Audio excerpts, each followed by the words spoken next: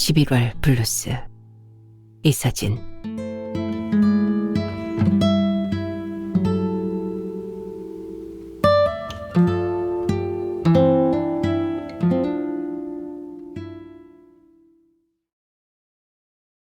(11월이) 끝나가요. 아침부터 늦가을 비가 추적이며 내리고 있어요. 이 비가 끝나면 곧 겨울이 다가설 테죠. 식구들이 직장으로 학교로 나가면서 부려놓은 흔적으로 집안은 어수선했어요.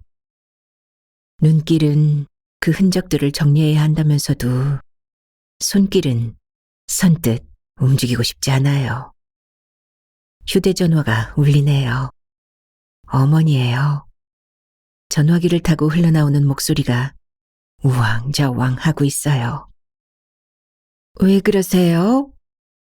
정균이가 지금 경찰서에 있어. 죽겠다고 칼을 휘두르다 말리던 민우엄이 이 옆구리를 스쳤단다. 다행히 큰 탈은 없다만 너 좀 와봐야겠다. 아이고, 내 팔자야. 나는 한숨이 나왔어요. 몇 년째 끌고 있는 동생 부부의 거친 갈등이나 어머니의 푸념이 지겨웠어요. 이젠 흉기까지 들고 난리를 치는 남동생이 한심해서 듣고 싶지 않았어요. 신경질적으로 귀에서 전화기를 뗐어요. 어머니의 호출에 경찰서와 병원에 입원한 올케에게 가봐야 하지만 남의 일인 듯 지워버리고 싶었어요. 그러면서 불현듯 잊고 있었던 어떤 약속이 떠오른 것처럼 알 수 없는 낭패감이 들었어요. 서둘러 나가야 한다는 생각에 마음까지 다급해지고요. 나는 세수도 하지 못한 채 흐트러진 머리칼만 대강 추슬렀어요. 옷장을 열어 한동안 입지 않았던 코트를 꺼내 걸치고 지갑과 전화기만 챙겨 무작정 집을 나섰어요. 하지만 그 약속이 누구와의 약속인지, 정말 그런 약속이 있었는지도 알 수 없다는 것에 먹먹해졌어요. 자동차에 올라타서야 어쩔 수 없이 제시해야 하는 명분처럼 행선지를 떠올렸어요. 운주사. 2시간을 달려 운주사에 도착하자 빗발은 거의 수그러들었어요. 산문 길 주변은 안개비가 흐르고 울창한 전나무 군락이 곱게 뻗어 있었어요. 비에 젖은 침엽수림의 생나무 냄새가 맑은 날보다 강하게 후각을 자극했고요. 일주문을 들어서자 경내는 인적 하나 없이 비에 젖은 장명등만이 고적했어요. 적광전 전각에 매달린 풍경이 소슬한 산바람에 댕강댕강 흔들렸고 석탑 끝 풍령도 차르릉대며 간간히 울렸어요. 나는 법당 처마 밑 돌계단에 쪼그려 앉았어요. 실가닥처럼 흩날리는 안개빛 속에 해체되고 있는 건너편 정자가 눈에 들어왔어요. 이미 반이나 없어진 지붕을 보자 가슴으로 휘웅대는 바람이 들어찼어요. 사찰을 둘러싼 산기슭의 나무 이파리들이 가끔 팔랑대며 날렸어요. 그 기척에 누군가 들어서기를 기다리는 것처럼 내 고개가 자주 일주문으로 향했어요. 무릎 위에 올려놓은 손이 떨어진 기운으로 시렸어요. 왼손 4번째 손가락에는 짙푸른 사파이어 알이 박힌 반지가 끼어 있어요. 비가 내려 사위에 퍼지는 밝은 빛이 없어서인지 반지 알은 아무 광채도 나지 않았어요. 시린 손을 코트 주머니에 넣자 접힌 쪽지 같은 게 잡혔어요. 꺼내보니 글귀가 있는데 내 글씨체예요. 윗부분에 적힌 연도는 불과 몇 년 전인데 아주 오래전 같은 아득함이 드는 건 왜일까요? 당신을 생각하면 가슴 안에 4월의 봄이 가득했어요. 그 속에 연두색이 스을몇 내비치는 사과 꽃나무 한 그루가 자라는 것 같았어요. 꽃을 손으로 가만히 쓸고 있는 부드러운 중일감이었다면 그 느낌이 어떤 건지 알 수 있겠어요? 당신도 그랬죠. 누군가를 생각하는 것만으로도 환한 웃음이 봄날의 꽃잎처럼 번그러진다고. 그래서 자신이 순한 나무가 되어 있음을 볼 수 있다고. 누군가에게 건네려다 그러지 못하고 넣어두었나 봐요. 당신이 그 대상이었겠죠. 어디 안정되지 않고 흔들리는 곳에서 쓴 건지 글자들이 궁중에서 흔들리는 모빌처럼 기우뚱거리네요. 몇 년 전 11월의 어느 날이었죠. 그날 나는 살고 있는 지역에서 자원봉사자들의 우수 사례가 발표되는 한 강연장에 있었어요. 내 옆자리에 앉아 주관차에서 배포한 인쇄물을 넘기는 당신의 손을 우연히 보게 됐어요. 적당히 큰 손에 긴 손가락이 섬세했고 흰 반달이 선명한 분홍빛 손톱이 정갈했어요. 문득 뭉근하고 자릿한 온기가 퍼지며 그 손등에 손을 가만히 얹고 싶은 충동이 일었어요. 버들강아지 같은 솜털이 배시시 일어날 것처럼 내 손가락이 미세하게 움찔거렸어요. 그때 인쇄물에서 시선을 거둔 당신이 나를 보며 말했어요. 혹시 펜을 더 갖고 계시면 잠시 빌릴 수 있을까요? 나는 지레 놀라 움찔거리는 손가락을 얼른 다른 손으로 덮었어요. 마침 내게는 여분의 펜이 있었고 내어주는 내 손길과 받아드는 당신의 손길이 찰나처럼 스쳤어요. 그 순간 창밖에 깊어가는 늦가을 햇살 속에 사진에서나 보던 오로라가 퍼져내렸어요. 수많은 빛의 미립자가 텅 빈 공간 속으로 들어와 커튼 자락처럼 쏟아지며 눈이 부셨어요. 담황색에 섞인 푸른빛이 아무것도 존재하지 않게 했어요. 그건 분명 환영이었으나 실제한다고 믿고 싶은 거였어요. 그 해가 끝날 무렵 나는 당신을 다시 만났어요. 한 달에 2번씩 자원봉사를 하고 있는 보육원의 실무자를 따라 관할 기관을 찾았을 때였어요. 당신은 그곳에서 자원봉사단체와 관련한 업무를 맡고 있었어요.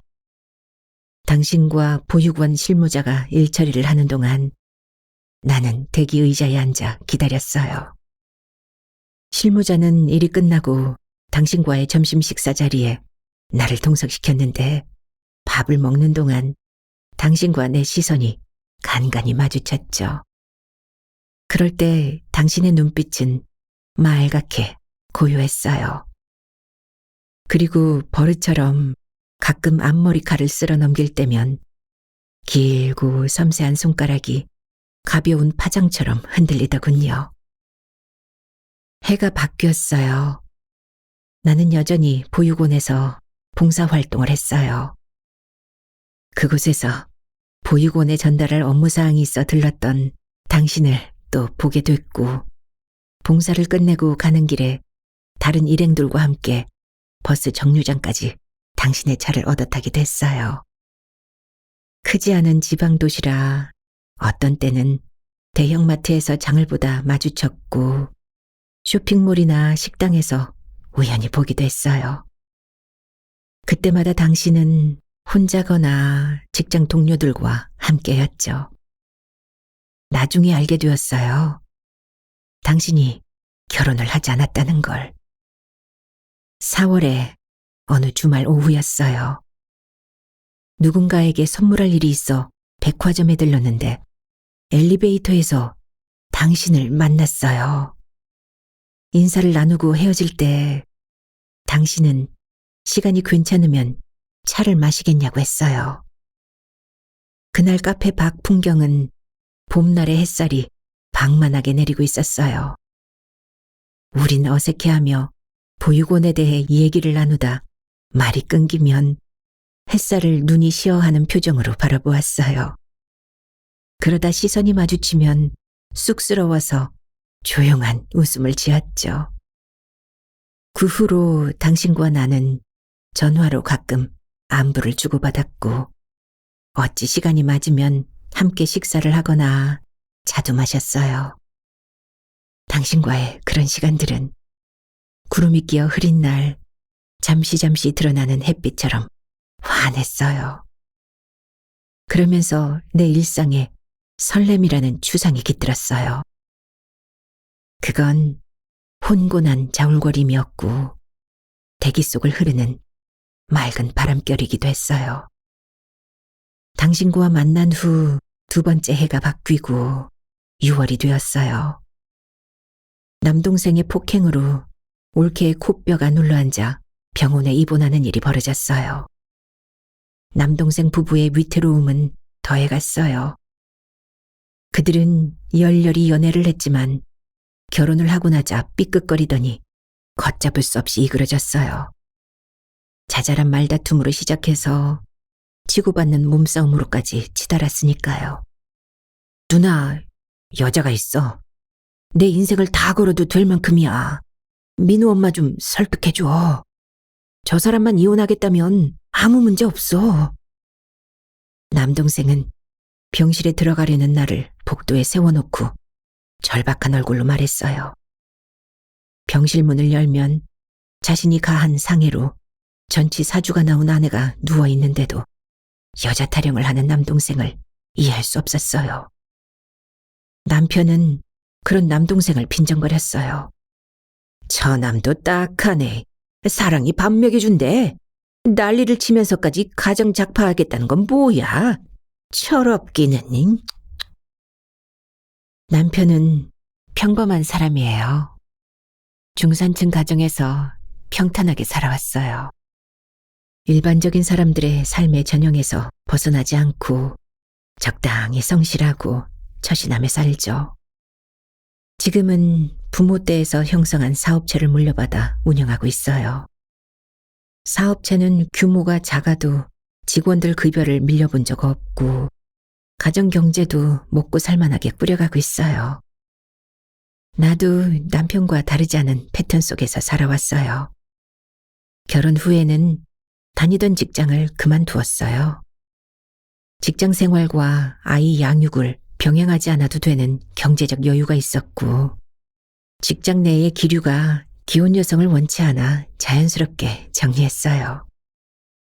이제 아이도 크고 손길을 필요로 하지 않을 만큼 자랐고 결혼 생활 동안 어느 면으로도 심각한 불편함이나 부족함은 없었어요. 내가 속한 가정이라는 테두리 안에서 그 세계가 적절한 형태라고 여기며 살고 있었으니까요. 남동생 부부 일이 있고 얼마 후에 나는 어쩔 수 없이 여자를 만나게 됐어요. 만나서 잘못된 행동이라는 걸 못을 박으라는 어머니의 성화 때문이었어요. 여자는 20대 중반쯤으로 보였는데 화려한 외양에 당도라리만치 당당했어요. 그 당당함은 섣부르고 위태로운 열정으로 비쳤어요. 진득하니 성숙되지 못한 날 것 그대로의 34이기도 했죠. 나는 마음 같아선 애틋한 눈빛으로 연인을 보고 있는 남동생의 등짝을 후려치고 싶었어요. 그런데 그 표정이 어느 순간 아주 익숙하다고 느껴지는 거예요. 곧 그 느낌이 무엇인지 규정되면서 화들짝 놀라고 말았어요.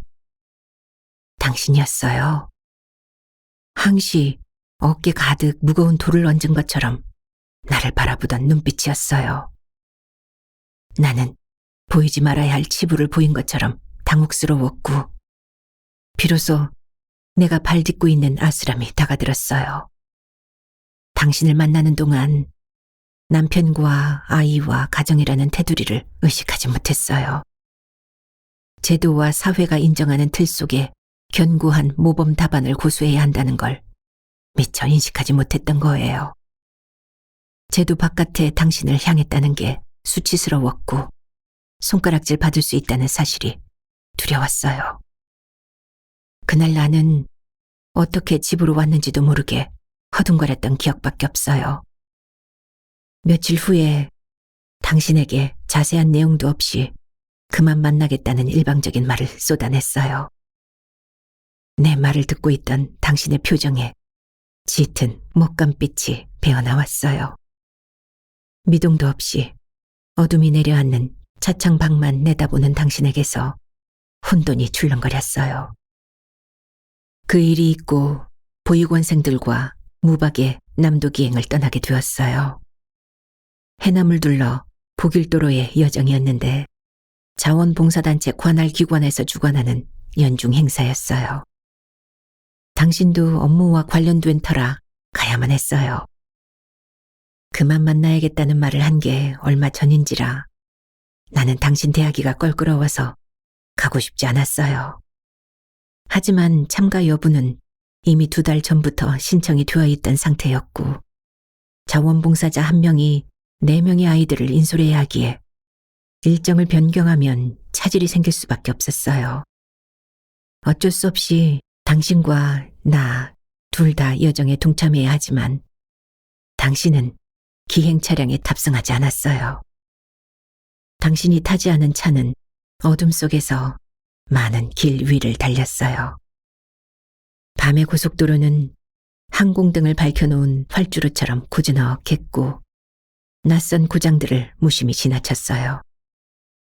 그러나 당신의 고향을 지날 때는 이정표가 시야에서 사라질 때까지 내 고개가 자꾸 뒤로 젖혀졌어요.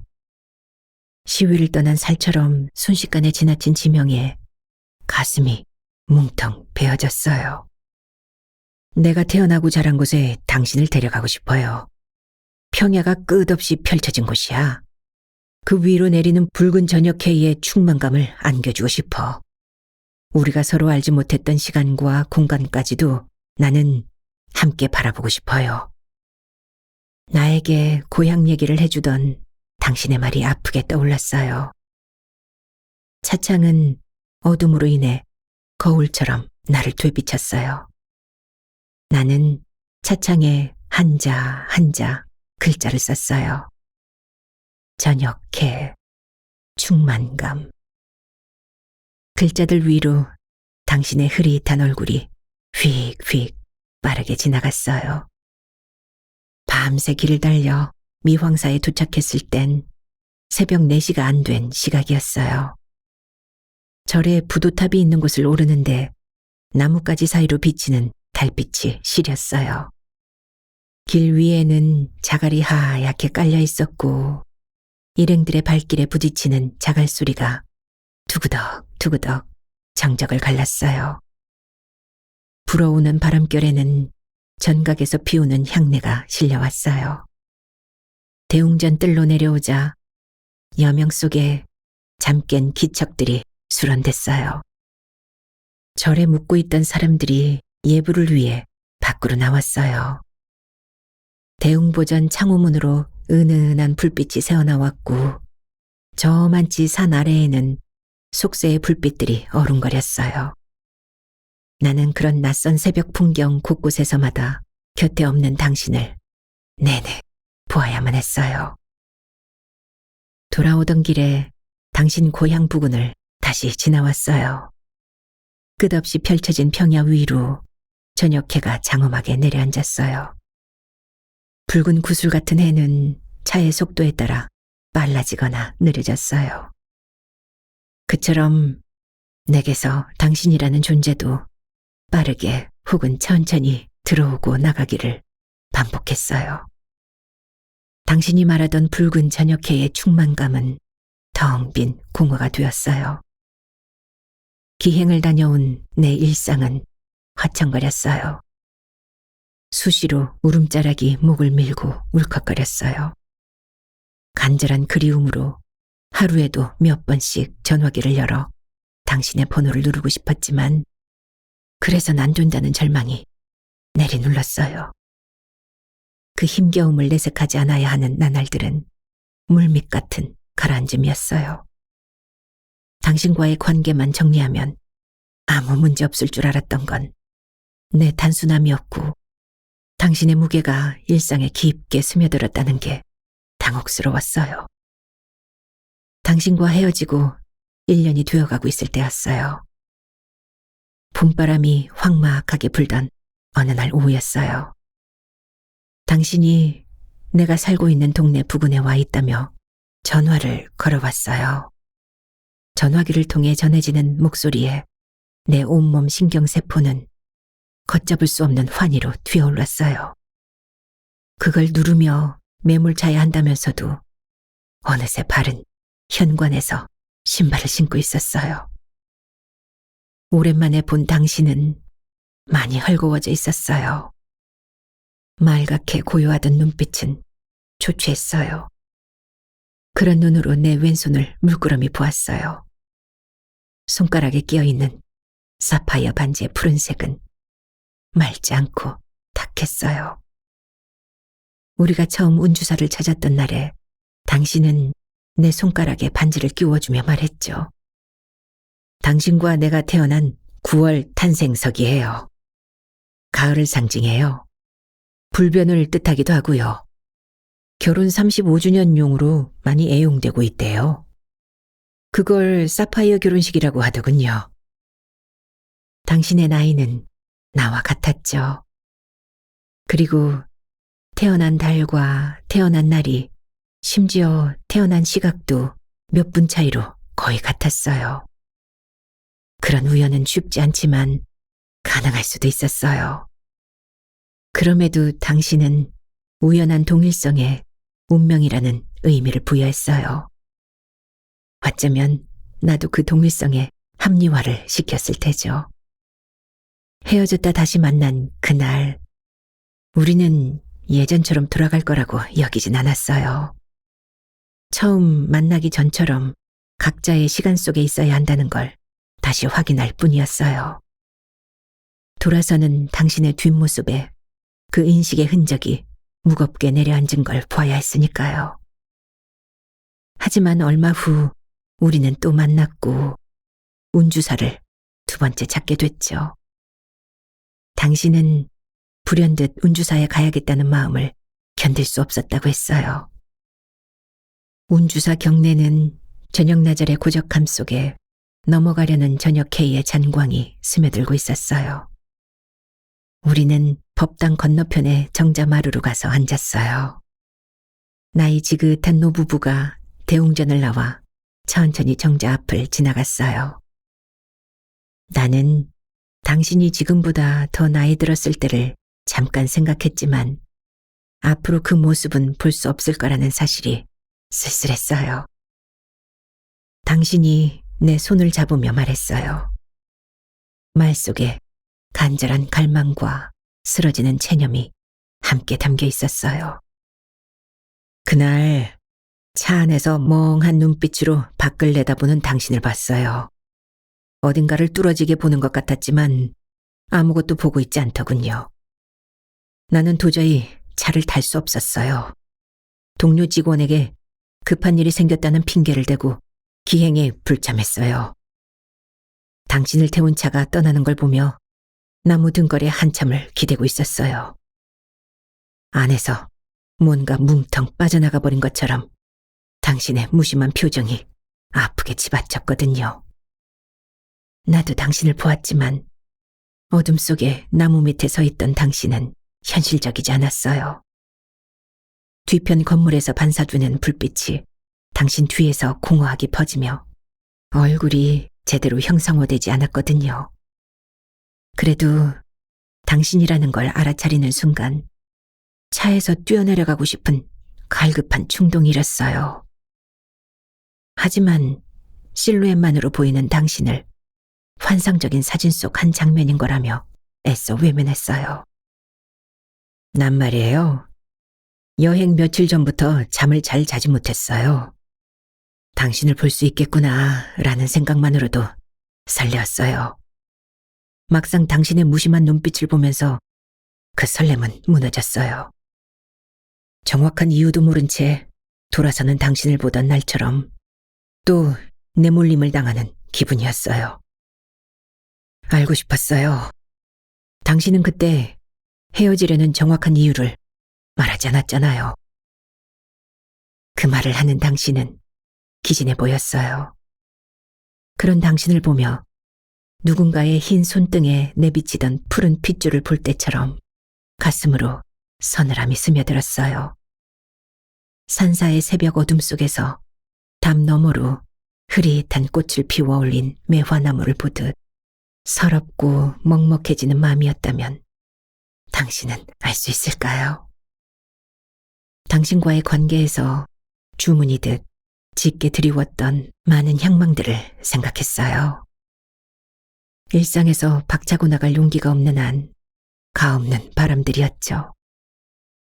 아침이면 창에 엷은 커튼을 비집고 들어오는 조금은 성가신 햇살에 함께 잠을 깰 수 있다면, 같은 식탁에서 매일 아침 밥을 먹을 수 있다면, 거실을 지나다 당신의 어깨 너머로 신문기사를 슬쩍 넘겨다보며 참견할 수 있다면, 세탁한 서로의 옷들을 맑은 볕 아래 탁탁 털어 널을 수 있다면, 마른 옷들을 내 귀가 꼭 맞게 개켜 옷장에 집어넣을 수 있다면, 함께 쇼핑카트를 끌면서 마트를 다닐 수 있다면, 저녁 식사 후엔 당신의 팔짱을 끼고 봄날 혹은 여름날 동네길을 산책할 수 있다면, 휴일의 나른한 오후엔 텔레비전의 코미디 프로그램을 보며 같이 킥킥거릴 수 있다면, 밤이 이우러져서는 같은 이불 안으로 들어갈 수 있다면,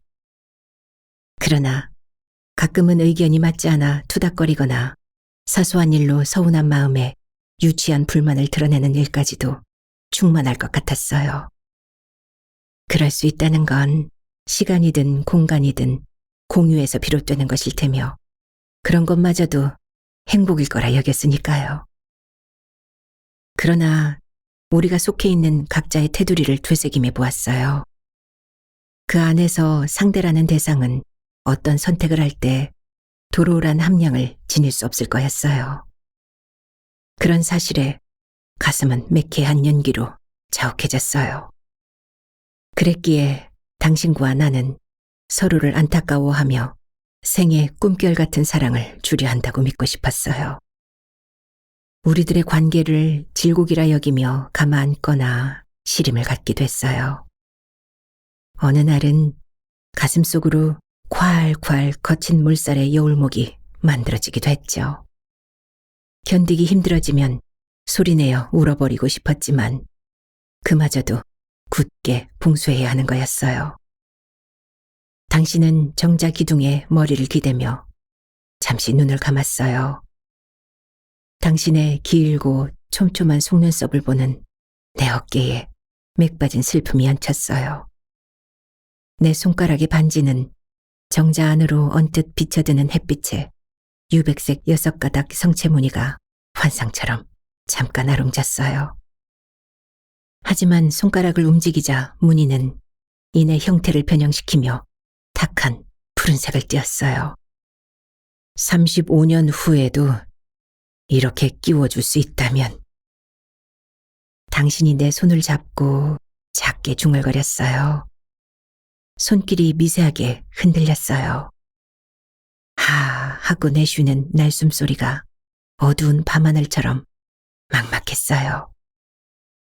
그날 당신은 물이 빠진 거뭇한 개펄 같았어요. 당신에게 주려고 주문한 반지를 찾아 들고 나올 때 간절한 바람 하나를 가슴에 새겼어요. 당신을 오래도록 감아 안을 수 있다면. 그 말을 할 때 당신의 표정은 잠시지만 포만하게 일렁거렸어요. 남도 여정 중에 보았던 푸른 보리밭이 생각났어요. 멀리서 보면 단순히 거대한 초록 천을 깔아놓은 것 같았는데 가까이 가보면 보리들은 서로의 몸을 비벼대며 스스스 스스스 푸른 소리를 내고 있었어요. 풍요로운 햇살과 바람결의 뒤채는 그들만의 환희였어요. 당신이 저 깊은 곳에서 퍼올리는 것들도 그럴 거라는 생각이 들었어요. 그러나 반지 아래 푸른색은 무거웠어요. 밝은 해가 제대로 비치지 않는 곳에선 투명한 푸른 광채를 퍼뜨리지 못하는 암청색 둔탁한 덩어리였죠. 미려하게 세팅된 이해각 부분마저도 뭉뚱거려졌고요. 나는 우리가 헤어져야 하는 이유를 당신에게 또박또박 말했어요. 당신은 지난번처럼 듣기만 했어요. 눈길은 일몰이 시작되는 서편 하늘가로 향해 있었어요. 잔광마저 쓰러진 저녁 하늘에 어스름의 총보랏빛 무리가 퍼졌어요. 당신에게 그 빗무리는 가누기 힘든 쓰라림으로 번져나갔어요. 그날 저녁 우리는 함께 호텔을 찾아들었어요. 방에 들어선 당신은 나를 안았어요. 내 얼굴이 당신의 어깨에 닿았고 내 몸이 당신의 가슴에 감싸였어요. 그 감싸임에서 건네지는 안온함을 앞으로 다시 받을 수 없다는 것에 내 가슴으로 황량한 바람이 들어차는 걸 당신은 알았나요? 내 등을 가만가만 쓸어주던 당신 손길에서 저미는 아픔이 배어나왔어요. 그 감각이 앞으로의 내 삶의 깊은 사무침으로 다가들 것에 베일 듯 날카로운 울음자락을 삼켰던 걸 당신은 알았나요? 당신은 나를 침대에 앉혀놓고 내 앞에 무릎을 꿇고 앉았어요. 소중한 걸 다루듯 온 신경을 집중해 내 옷을 조심스럽게 하나하나 벗겨냈어요. 그리고 욕조 가득 뜨거운 물을 받아 나를 들어앉혔어요. 당신도 욕조에 들어와서 뜨거운 물의 온도에 도도롭게 붉어진 내 젖고판을 손으로 감싼 뒤 탱탱이 붉어진 유두를 물었어요. 미끄덩한 당신 혀와 부드러운 입술의 감촉이 잔뜩 부푼 감각을 해뜨리자 내 입에서 무언가 터지기 직전에 간지름 같은 탄성이 흘러나왔어요. 나는 견딜 수 없어 당신의 허리를 껴안으며 당신의 어깨에 얼굴을 묻었어요. 그런 내 겨드랑이를 당신의 양손이 다잡으며 격정으로 스며들었어요. 당신의 부드럽거나 거센 몸짓에 따라 물살은 해살거리며 우리를 감싸돌거나 욕조 바깥으로 넘쳐 흘렀어요. 그 속에서 우리가 한 곳을 바라보았던 그간의 시간들이 부풀다 사그라지는 마지막 의식을 치러야 했어요. 그 사실이 절망스러운 당신은 허겁지겁 내 손가락에 돌출된 반지하를 물었어요. 그 순간 반지는 모든 절정의 순간들이 그렇듯 쓰러지기 직전 찰나의 눈부심으로 한껏 푸르러지며 당신의 입속에서 광채를 냈어요. 동시에 당신의 격정이 분출되면서 몸의 시위를 당기려는 활처럼 뒤로 팽팽히 휘어졌어요. 연락의 쾌감에 눈을 질끈 감고 고개를 젖힌 당신의 목을대가 요동쳤어요. 나는 그런 당신을 가슴에 안았어요. 그리고 섬광이며 나락인 짧은 연락을 지나온 당신은 나에게 안겨 아프게 울었어요. 정자 옆에는 비가 와서 잠시 작업을 멈춘 포크레인이 서 있어요. 어정쩡히 자리하고 있는 위치가 불편해서 다른 곳으로 옮긴다는 기사를 얼마 전 종교 관련 책자에서 보았어요. 정자는 일주문과 대웅전 법당 중간에 떼똑하니 서 있어 도무지 경내 정경과 어울리지 않긴 했어요. 아예 없거나 차라리 호젓한 곳에 있었으면 훨씬 모양새가 좋을 것 같았거든요. 날이 개어 곧 작업을 재개하면 정자는 형체도 없이 사라지겠죠.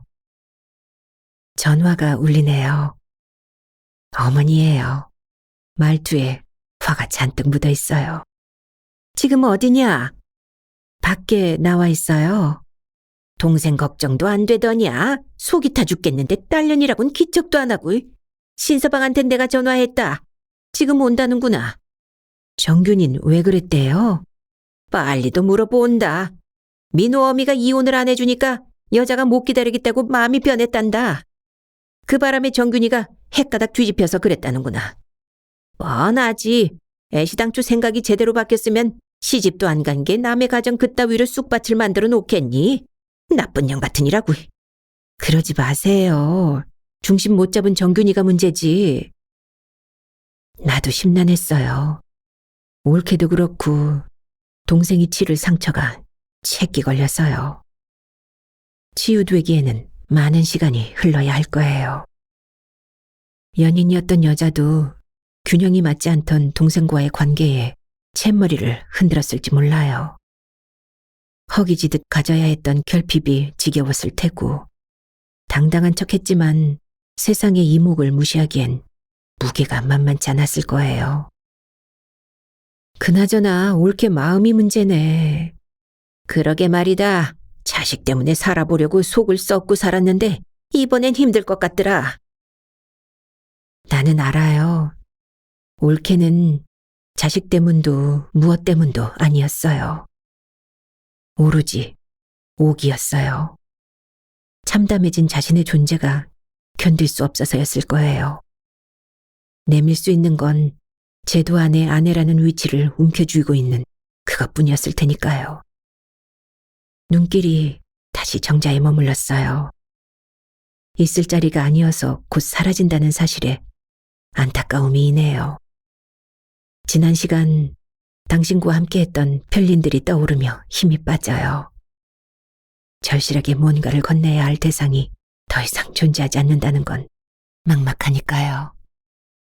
당신과 마지막으로 운주사에 갔던 이후로 우리는 서로를 묻었어요. 나는 보육원 봉사도 그만두었어요. 그 뒤로 당신의 근황은 알지 못했어요. 한번 자원봉사를 함께했던 한 지인의 입을 통해서 당신에 대해 들었을 뿐이에요. 그때 무심을 가장했지만 당신의 이름만으로도 무너지도록 아팠어요. 당신과 함께했던 날들을 숨겨진 덧문처럼 아는 채 가정이라는 테두리 속에 하루하루를 버거운 책임처럼 여기며 지냈으니까요. 그런데 말이에요. 당신과의 시작이 그랬던 것처럼 살다 보니 예기치 않게 툭툭 불거지는 예외성을 꽤 만나게 되더군요. 그건 어떤 조짐도 없이 깊은 웅덩이에 갑자기 빠져버리는 황망함이었어요. 작년 11월의 그날은 휴일이라 집에는 식구들이 함께 있었어요. 열린 아들 방에선 록 음악이 쾅쾅거렸고 거실에서 텔레비전을 보고 있던 남편은 소리 좀 줄이라며 와락 소리를 질렀어. 아들이 듣지 못하자 남편은 소파에서 일어나 투덜거리며 직접 아들 방의 문을 닫았어요. 나는 베란다에서 빨래를 널고 막 거실로 들어오던 중이었고요.